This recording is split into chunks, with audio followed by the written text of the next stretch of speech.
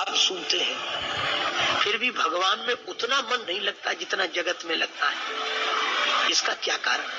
तो हमने उनसे निवेदन किया कि इसका एक ही कारण है, जगत दिखाई देता है और भगवान सुने जाते हैं।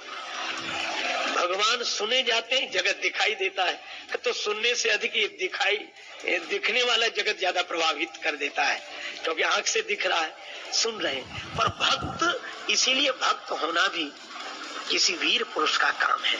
भगवान की कृपा से ही कोई भक्त बनता है।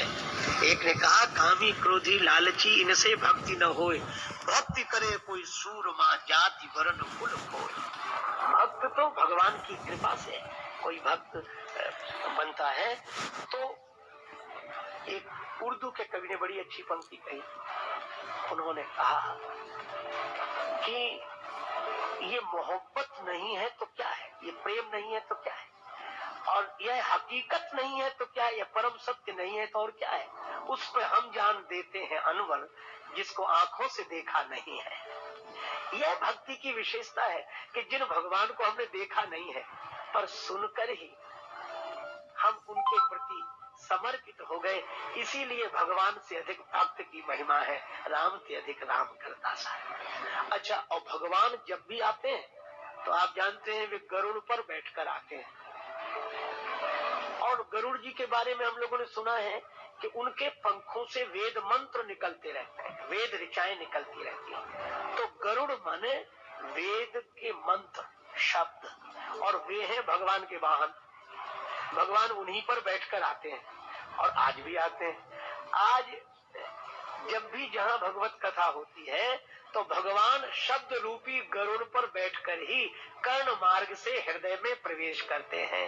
आज भी गरुड़ के द्वारा ही तो भगवान हृदय में प्रवेश कर रहे हैं उन मंत्रों के। तो जब भगवान हृदय में आ जाते हैं, रुक्मणी जी ने भी जब भगवान को पत्र लिखा है तो कहा, हे परम सुंदर।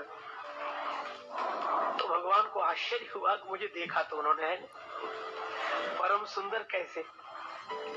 तो रुक्मणी जी ने उत्तर दिया बाद में कि मैंने देख लिया था। कैसे देखा था?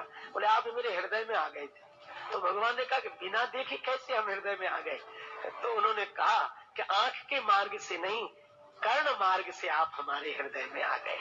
और सचमुच भगवान कर्ण मार्ग से ही हृदय में जाते हैं, हृदय में जाते हैं। अच्छा, अब मुझे बात पर बात याद आई। अपने यहाँ जो कर्ण हुए वो सोना दान करते थे, कर्ण सोना दान करते थे। तो वह तो एक ऐतिहासिक घटना है, बड़ी महत्वपूर्ण घटना है। पर यहाँ दोनों शब्द में श्लेष है। कर्ण एक राजा का नाम है और कर्ण इंद्रियों को भी कहते हैं। अच्छा, कर्ण सफल कब हुए? जब सोना दान करते थे। और सोना स्वर्ण को भी कहते हैं और निद्रा की अवस्था को भी सोना कहते हैं। आज भी कर्ण सोना दान कर रहे हैं।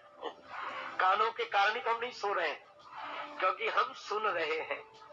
और एक कथा थी, भगवान शंकर कथा सुना रहे थे, अमर कथा, और माता पार्वती जी सो गई। तो कर्ण तो रहे पर वो सोना दान नहीं कर सके। तो सुखदेव जी ने हुंकारी भरी, तो जो जागने वाला है वह सुनता है। तो भगवान तो शब्द के गरुड़ पर बैठकर कर्ण मार्ग से हृदय में उतरना चाहते हैं, पर कर्ण को सोना दान करना पड़ेगा, ये सोए नहीं। लेकिन कहा कि अगर हम आंख बंद नहीं होगी, सोएंगे नहीं, तो हमें विश्राम नहीं मिलेगा। भगवान बोले कि हमारी भक्ति पर विश्वास करके आंख मूंद लो तो सोने का सुख मिल जाएगा, विश्राम मिल जाएगा। काहू के बल भजन है, काहू के आचार, व्यास भरोसे कुंवर के सोवत पांव पसार। ये जो है व्यास भरोसे कुंवर के सोवत पांव पसार, भगवान के भरोसे सोना। इसी को तुलसीदास जी ने कहा, सोवे सुख तुलसी भरोसे एक राम के। तो कहा यह जो भागवत धर्म है इसका पालन करना चाहिए। अब कहा कि इसका उपाय क्या है? बड़ी अच्छी बात है। ये तो ठीक है कि हम भगवान की भक्ति के मार्ग पर निश्चिंत होकर चले, पर यह भक्ति हमारे जीवन में प्रतिष्ठित रहे, इसका क्या उपाय है? तो बड़ा सरल उपाय बताया। दो उपाय बताए हैं और उन दोनों की मैं चर्चा करूंगा। इसमें कहा गया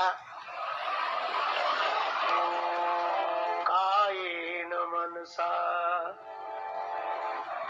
कायेन वाचा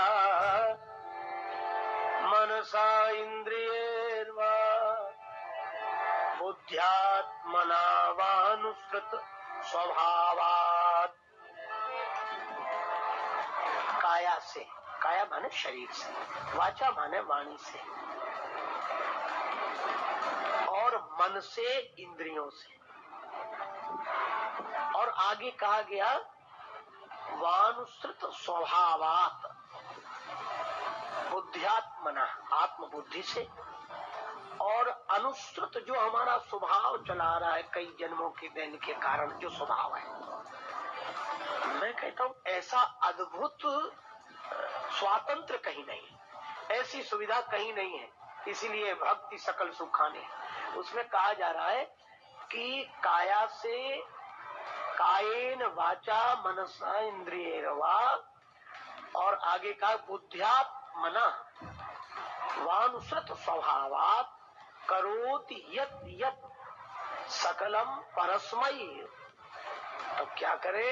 का नारायणायेति समर्पयेत तत्। यह कवि महाराज का उपदेश है। इसमें कहा गया कि शरीर से, वचन से, मन से, इंद्रियों से, अपनी बुद्धि से और अपने स्वभाव के अनुसार करोत यत यत, जो करो। अब यह अद्भुत बात है। धर्म कभी यह इजाजत नहीं देगा, धर्म कभी यह आदेश नहीं देगा कि जो तुम करो वही धर्म है। ज्ञान कभी नहीं कहेगा कि जो तुम करो वही ठीक है। योग कभी नहीं कहेगा कि जो विधि तुम करो तो ठीक है। यह भक्ति कह सकती है। इसीलिए कवि महाराज कहते हैं कि यही भागवत धर्म की विशेषता है कि शरीर से, वचन से, मन से, इंद्रियों से, बुद्धि से और अपने स्वभाव से आप जो जो कर्म करते हैं वह भक्ति कैसे होगी? बोले बस एक काम कर लो। क्या? नारायणेति समर्पयेत तत्। वह सब भगवान को अर्पण कर दो, बस इसी का नाम भक्ति है। यही भागवत धर्म है। अब भगवान को सौंपें कैसे, समर्पण कैसे करें? अब यह भी बात है। देखो, अपने स्वभाव से जो कर्म करें तो स्वभाव तो अच्छा नहीं है, तो क्या भगवान को सौंपने लायक है? अच्छा, यही बात गीता में भी कही गई। भगवान श्री कृष्ण ने अर्जुन से यही कहा, यत करोसि। यत करोसि माने जो करो, यदश्नासि जो खाओ, यज्जुहोसि